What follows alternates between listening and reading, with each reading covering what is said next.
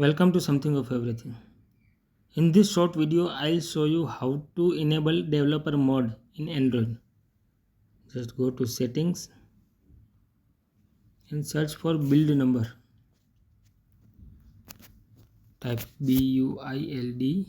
Build number will pop up. Open build number.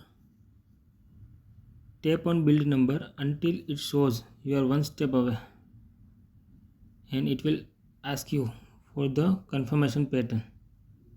Once you have added the confirmation pattern, the developer mode has been enabled. Just go back to settings and see at the end the developer mode has been enabled.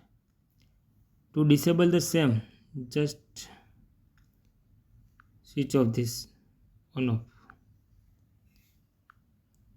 and the developer mode will be off.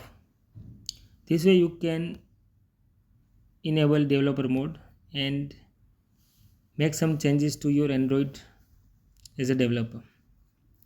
Thank you for watching this video. Do like, share and subscribe the same. Thank you.